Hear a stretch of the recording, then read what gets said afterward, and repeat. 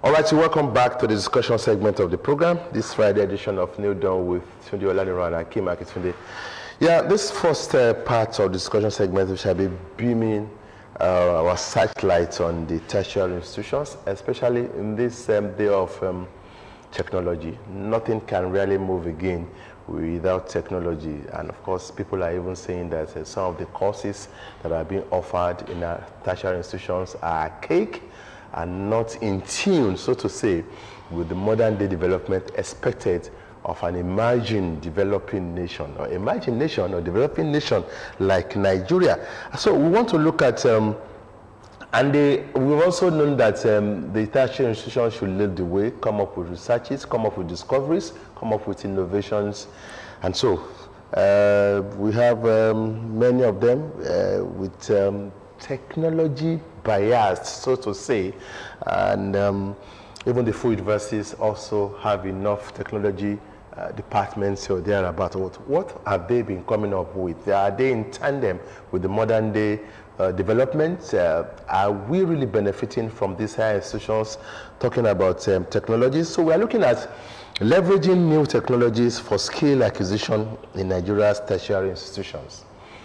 So we have as our guests a new retiree, but still very adorable and still very sharp, so to say. She's a member of the, she's an FNC, that is Fellow Nigeria Society of Engineers.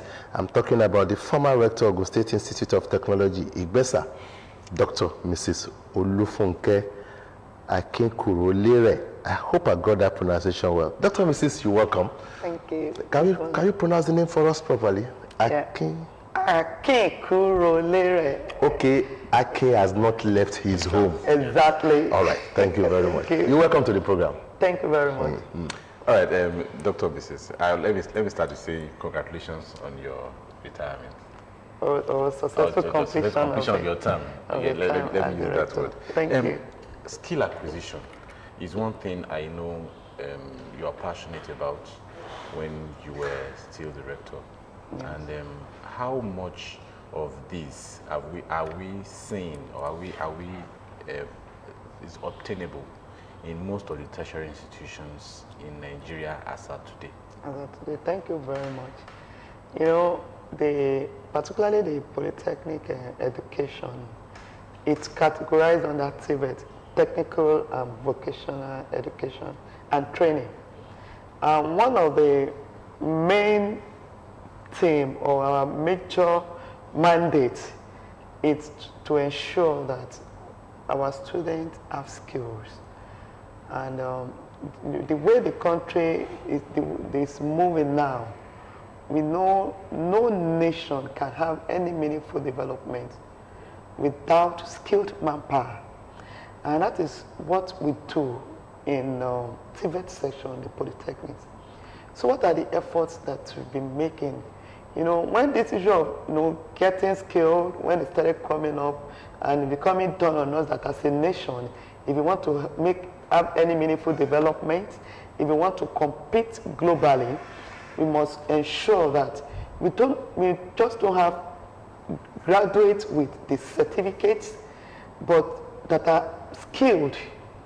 And that's why in the TVET unit, we ensure that our students get the required skill. You see, you can have your diploma, you can have a diploma maybe in accountancy, in engineering, but we also want to ensure that what are the things that you can actually do to add value to the economy. And that is why our curriculum now has been modified to include entrepreneurship training. You know, in the process of training students, you know, in entrepreneurial activities, you are ensured that they are going to get different skills. At least the students are now free to determine the areas they want to go. It could be welding, it could be, you know, there was a time, you know, a lot of companies are springing up in Nigeria and they need skilled manpower. If the TVET unit can take up that challenge and we include it in our curriculum. We start training our students based on the need of the environment, not just to get a certificate that they will now add to the teeming population of job seekers. But when you allow our students to get skill, they don't have to join the unemployed youth, but they can start creating job themselves. They can start with that, because skill is the art of learning, something to make a living. So apart from the certificate, you can also learn one skill or the other. We have seen a lot of people that, but even medical doctors, that that is to study, that is the certificate, but they could be their talent or the skills, because skills can also be tailored towards your talent. What are the things that you can do naturally without any stress? So you can, and that is what we do in most of our polytechnics now. We ensure that our students, they get the required skill. Yes, at times it may be in their chosen profession, and at times it may be something different, but something that we ensure that is going to be useful in the larger society. I know that talking about acquisition of skills, times are changing. The society is also changing. For example, a skilled tailor, for example, in the 90s, might not be able to compete with what is obtained now if that person have not gone through upgrading, so to say, with the modern trend, taking note of the modern equipment that are in town to actually meet the demand of the new society based on civilization that is always growing. I also know that in an engineering graduate, be civil, mechanical, electrical, in the 90s, cannot just relax and say, I'm an engineer. Things are also changing as we speak. You have to be computer literate. You have to actually continue to get training that goes along with new discoveries. Now, my question is, yes, we're talking about skill acquisition in new technologies. Can our present-day tertiary institutions provide these new technologies? Do they have the wherewithal? Are they still struggling? Or what we are chunking out, are they not archaic? Thank you very much. You see, things are changing rapidly, even in our tertiary institutions. You will discover that in our tertiary institutions now, we started deploying technology, even to assist students in skill acquisition. Okay. So it's no longer the way it used to be. When you go to most of our tertiary institutions now, particularly when you look at most polytechnics in the Ogun State, you discover that they are ICT based. The implication is that whatever they are learning, we are also deploying technology to assist them. So the technology is going a long way to help people in, we call it top up, in improving on whatever they must have learned. So in our tertiary institutions now, most of our tertiary institutions, with the support of the government, to a certain level, they are well positioned to deploy technology, particularly in the area of skill acquisition. And when you're talking about technology, let me say what is technology, the correct practical application of scientific knowledge. But technology goes, is now is a wide, is a wide phenomenon, because, for example, it doesn't mean that until you are in maybe higher institution of learning, because before you can actually deploy technology in skill acquisition, like we have in most of our tertiary institutions, starting with the ordinary phone that we have around. When, like you said, maybe some of the knowledge we have in those days, they are now archaic. You can actually upgrade yourselves, and there are so many ways to go about this. By seeking knowledge, you can seek knowledge. Even the world is not like a global village, that just a tap on your phone, you can get information, you can collaborate online, you can learn new techniques. In fact, COVID has taught us a lot of things, that right in the comfort of your room. You can learn new skill online. That means you can also improve on whatever you know now by collaborating, by deploying technology. You know, there are so many things we can achieve with the technology that is at our disposal now. And we always encourage our students that instead of them wasting their time, you know, there was a time we were telling students about this online learning, trying to get information online, and a lot of them were complaining that, okay, how did they get the data? And the first question I asked them, because most of them that were complaining, asking about data, they were also communicating with me through Facebook. I told them the time that you are spending to chat, maybe for Snapchat, you can deploy that particular time to do something meaningful. You can use that time to get skilled online. So there are a lot of things we can do to improve on whatever we know now, particularly in the area of skill acquisition.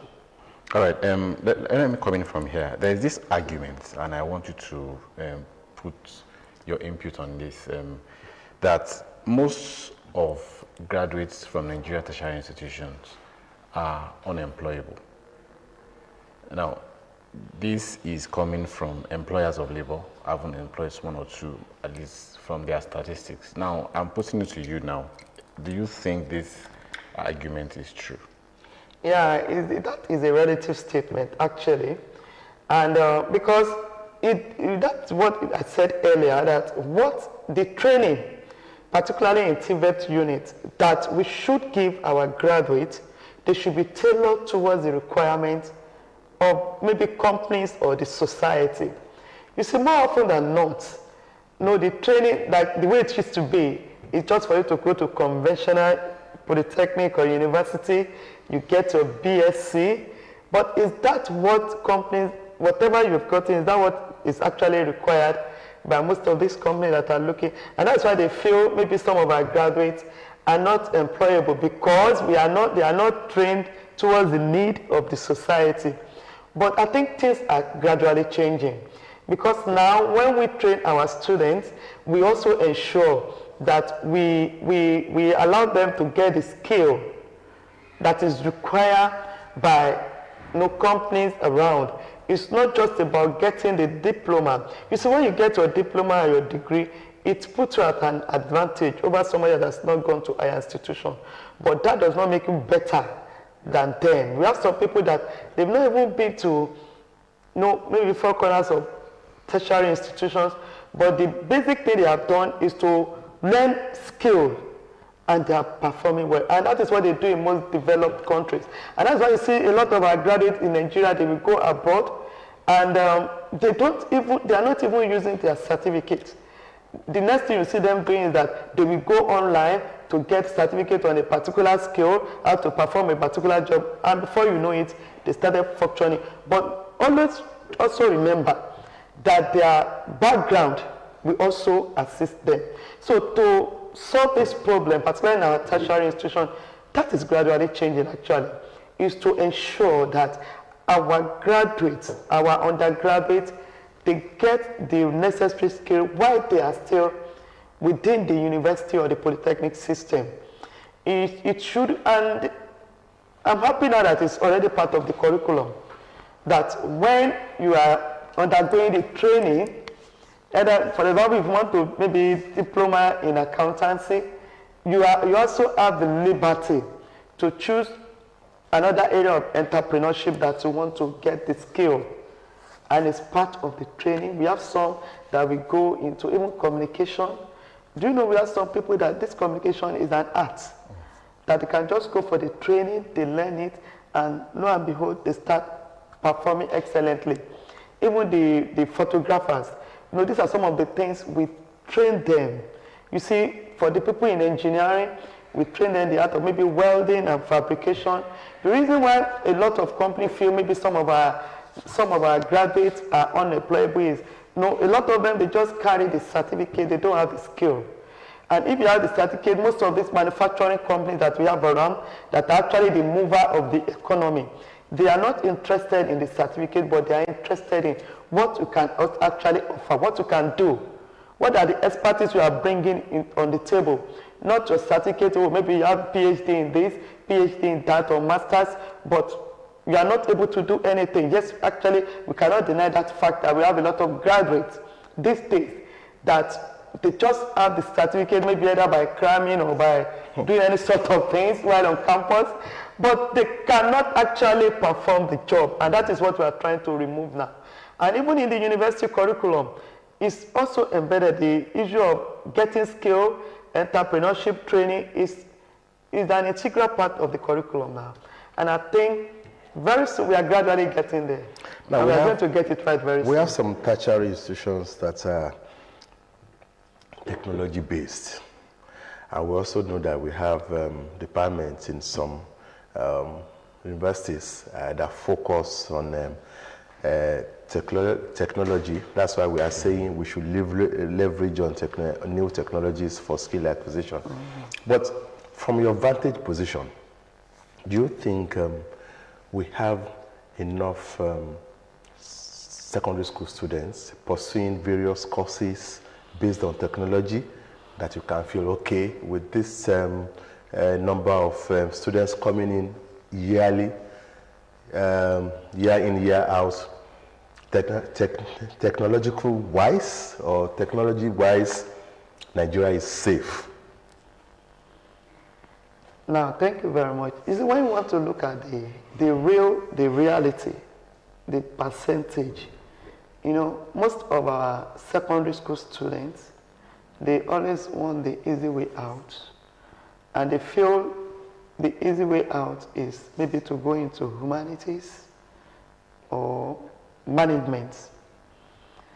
But the polytechnic education is made it mandatory that the ratio of technology or science-based to management or social sciences is 70 to 30. The implication is that if you are admitting students, more than 60% of your admission should admit technological-based candidates. And that is to encourage the upcoming youth, the children, to go more into science-based. And I think the stakeholders, they are doing a lot in that regard to ensure they encourage our children to go into science, because any nation that wants to develop, I mean, in the real sense of it, must not neglect the technological aspects, because technology is the bedrock for any meaningful development. So what we do in the educational sector is to ensure that they give more quota to technological-based professional course of studies than, because the reality is a lot of our students these days don't want to go into sciences because they believe it's time-consuming, it's analytical, you have to be able to think critically. But with what we have around, different form of mentoring program to encourage them to go into sciences, because it's even it's one of the easiest way to get, to be able to put food on your table when you go into sciences. And we encourage our children and our parents too to encourage their words to go. Everybody cannot be a scientist or an engineer, but to a certain level, it's what we actually need for us to have any meaningful development. So there's no other way about it than to encourage our children to go into science and technology, because that is what don't you think we have a problem from the background, especially the secondary schools, the way talking about the subjects that the subject combinations. And there were days gone by, I don't know why we should just sing such a program, JET, junior engineer, I mean, junior engineers. You see the students wanting to actually bring out the best in themselves, going into discoveries and researches and innovations that even the teachers will be surprised about the way, because they have the platform.